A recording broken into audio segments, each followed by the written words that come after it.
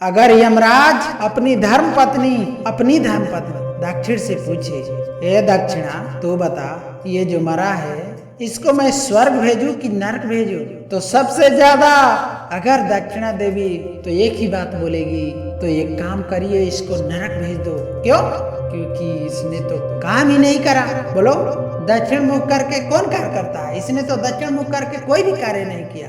दक्षिण मुख करके कौन पूजन करता है? दक्षिण मुख करके कौन आपको स्मरण करता है? दक्षिण मुख करके कौन आपको सेवा करता है? तो दक्षिणा को क्रोध आना चाहिए। ये कभी मेरी ओर मुंह करके भजन नहीं करता, इसने कभी मेरी ओर मुंह करके प्रार्थना नहीं की, मेरे को देखा तक नहीं, कभी मेरी ओर मुख नहीं करा, तो दक्षिणा देवी क्रोध में आकर बोल सकती है इसको नरक भेज दो। पर यमराज जब मृत्यु का दंड देता है, जब यमराज प्राणों को हरता है, तो अपनी पत्नी से नहीं पूछता। भगवान विष्णु लक्ष्मी से नहीं पूछते कि इसको क्या देना है। ब्रह्मा ब्रह्माणी से नहीं पूछते कि इसको क्या देना है। इंद्र इंद्राणी से नहीं पूछते कि इसको कौन सा वर देना है। शंकर पार्वती से नहीं पूछते कि इनको क्या देना है। तब उनकी केवल विचार धारणा वही देखा जाता है, उसका भाव, उसकी भाव की सिद्धता। और आज का जमाना आ गया, बहन जैसे ही आई राखी बांधने, भैया चलो बैठे पाटे पर, अंदर रुको अभी आया। कितने थे? साड़ी रखी है, मैंने निकाल दी है। धर्म पत्नी कहती है निकाल दी है मैंने साड़ी, ये दे देना। सुनो, साड़ी पे 500 रुपये रख देना, बहुत है, साड़ी भी तो देना है। ये तूने जो अपनी ननद के साथ करा, अब तू अपने मायके जा। अगर तेरी भाभी तेरे साथ अगर ऐसा करती है तो तुझे कैसा लगेगा? 3 को देने से कभी नहीं धन घटता। पहला बहन बेटी को देने से, दूसरा गौ माता को देने से, संत ब्राह्मण को देने से। शिव महापुराण की कथा कहती है कि कभी भी धन नहीं घटता, बढ़ेगा, घटेगा नहीं।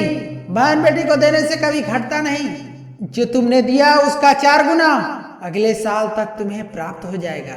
गौ माता को 1 रोटी दी है, ब्राह्मण के निमित्ता के सामने तुमने 1 रुपया निकाला है, गौ माता के निमित्ता से तुमने 1 रोटियां दी। जिस घर में रुपया आ रहा है जा रहा है, 1 रुपया कमा रहा है, 100 रुपया खर्च हो रहा है, पैसा रुकता नहीं दिख रहा। व्यापार तो अच्छा कर रहे हो, घर में 4 लोग कमा रहे हैं, सब कोई मिलकर कमा रहा है, तो भी पैसा नहीं दिख रहा है, तो भी धन नहीं दिख रहा है, रुपया नहीं दिख रहा है। महाराज अगर धन संचिता में नहीं पड़ रहा है, धन संचिता में नहीं आ रहा है, तो महाराज तो शिव महापुराण की कथा कहती है तिली को लेकर, काले कलर के तिल को लेकर, उसके साथ में थोड़ा सा चावल। हमारे यहाँ चावल के साथ में चावल की धान आती है, आपको बाजार में मिल जाएंगे चावल की धान, जिसको जौ की बादल आती है जो गेहूं की होती है। चावल की जो ऊपर वाले छिलके के साथ जो चावल होता है उसे चावल की धान कहते हैं। इन तीनों को एक कटोरी में रख लो, पानी में गलाना नहीं है, बस कटोरी में रख लेना है। महाराज दरवाजे के नजदीक में जब अपन दरवाजे से बाहर निकलते हैं तो उल्टे भाग में उसको रख दिया। घर से 1 लोटा पानी जिसमें कच्चा दूध मिला हो, वो कटोरी शनिवार के दिन रखकर रविवार को उठाकर ले जाकर कलश नीचे रखकर सीधे हाथ शंकर जी को अर्पित कर दो। जल चढ़ा दीजिए बाबा भोलेनाथ के चरण पादुका, उस पादुका में वही तिल, वही चावल का भात, वही जो चावल का धान बोलेंगे उसको लेकर दोनों भाग को समर्पित कर दे। आते समय वो दोनों भागों पर चढ़ी हुई तीनों चीज उठाकर ले आए। दुकान में व्यापार में वृद्धि नहीं हो रही है तो उसको साई वाली जगह पर रख दीजिए।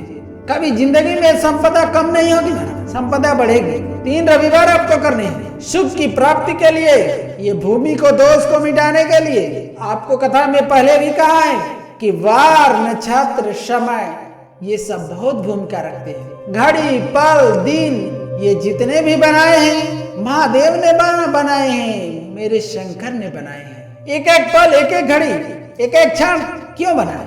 एक निवेदन आप सबसे करूंगा, जिसके घर में क्लेश ज्यादा मचता है, बहुत ज्यादा क्लेश मचता है, बहुत ज्यादा क्लेश मच रहा हो, झगड़े होते होंगे बहुत ज्यादा, तो महाराज शंकर भगवान पर थोड़ा सा चावल 1 कटोरी में गला लो, थोड़ा सा चावल गलाओ, गलाकर उसको पीस लो। उस चावल में थोड़ा सा चंदन, थोड़ी सी हल्दी डाल दो, उसका उपटन तैयार करो।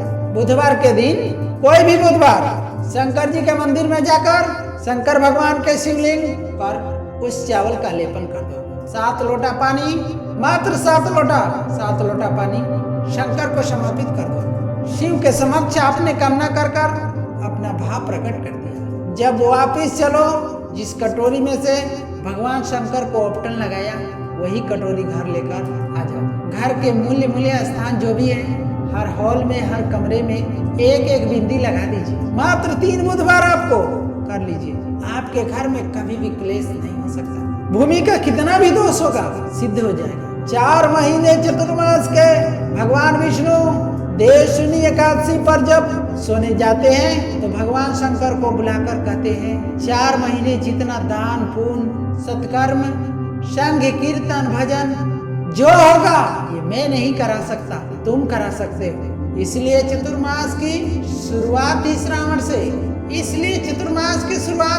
से, शंकर कहते हैं पहले मैं जल चढ़वाता हूँ, पहले मैं भजन करवाता हूँ, स्मरण करवाता हूँ, कीर्तन करवाता हूँ। जितना भजन दान पुण्य स्मरण नाम कीर्तन जो भी चतुर्मास के अंतर्गत होगा, देवभाग्य को प्राप्त होगा। पितरों को, पूर्वजों को, आहतों को दान करो, पुण्य करो, सत्कर्म करो। चाहे गौ माता को, चाहे बहन बेटी को दो, चाहे किसी भिक्षुक को दो। उस समय तुम्हारे चेहरे पर शैल नहीं होना चाहिए। उस समय तुम्हारे चेहरे पर नैनों में अश्रु नहीं होने चाहिए। उस समय तुम्हारे चेहरे पे प्रसन्नता होना चाहिए। घर पर बहन बेटी आ जाए, बहन बेटी राखी बांधने आई, बहन बेटी तीज त्योहार पे आई और एक साड़ी दी या 500 रुपये दिया या 1000 रुपये दिया या 2000 रुपये दिया और भाभी का मुंह भगोने जैसा हो गया, चेहरा उतरा हुआ। भाई राखी बंधवाने बैठा तो पहले अंदर से जाकर पत्नी से पूछ कर आया कि कितना दूं, इसको 500 देना है कि 300 देना है। राखी बंधवाने से पहले, पाटे पर बैठने से पहले, सोफे पर बैठने से पहले, जब भाई राखी बंधवाने बैठता है तो पहले अंदर जाकर अपनी धर्म पत्नी से पूछता है कितना देना है। क्यों भैया, कमा तू रहा है, ला तू रहा है, फिर धर्म पत्नी से क्यों पूछ रहा है कितना देना है। पत्नी को ये कहना था, आज मेरा मन है। बहन साल भर से नहीं आई, कुछ तो लॉकडाउन में 4 महीने से फोन पर ही बात हो रही थी, आई नहीं। आज तो मेरा मन कर रहा है मैं 2000 रुपये दे दूं, साड़ी के भी हो जाएंगे, चूड़ी के भी हो जाएंगे और देना भी हो जाएगा। आज मेरा मन कर रहा है। तो ये बोलना चाहिए, तुम्हें बताना चाहिए। अगर पत्नी को कहे पति तुम 2000 रुपये दे रहे हो तो धर्म पत्नी का फर्ज है, धर्म पत्नी का फर्ज है कि तुम भी किसी का बहन हो, किसी का बेटी हो। तुम्हारा फर्ज है कि तुम अपने पति को कहो, सुनो 2100 दो, मना नहीं है, 500 अलग से दे दो चूड़ी के, 500 रुपये अलग से बहन बेटी आई गाड़ी का किराया दे दो। ये धर्म पत्नी जब अपने पति को कहेगी तो पति के चेहरे पर प्रसन्नता होगी। मुझे उम्मीद है आज आप अपनी ननद को दे रहे हो, जब अपनी मायके जाओगे तो आपकी भी भाभी इसी तरह का ही सम्मान देगी। क्यों, एक उंगली जब हम किसी पर उठाते हैं तो ये 3 उंगलियां साथ ही उठ जाती है। हम एक के लिए अगर व्यवस्था करते हैं तो कहीं न कहीं आपकी व्यवस्था भी बन जाती है। आपकी व्यवस्था, आपका भाव, आपका आनंद, आप किसी के लिए भी अगर समर्पित हो रहे हो, किसी के लिए समर्पण कर रहे हो, आप किसी के लिए अग्रणी हो रहे हो, तो वहां से पूर्णता का भाव भी तुम्हें ही मिलेगा, तुम्हें ही प्राप्त होगा। रक्षाबंधन पर भाई राखी बंधवाने बैठ रहा है तो धर्मपत्नी से पूछ रहा है कितने रुपए देना है। प्राण छूटने के बाद भगवान विष्णु लक्ष्मी से पूछते हैं, भगवान विष्णु अगर पत्नी से अपना राय ले तो भोलेनाथ कोई वरदान देने से पहले कहें पार्वती से राय ले लो, तो इंद्र कार्य संभालने से पहले इंद्राणी से राय ले, तो ब्रह्मा किसी कार्य को करने से पहले ब्रह्माणी का राय ले, तो नहीं।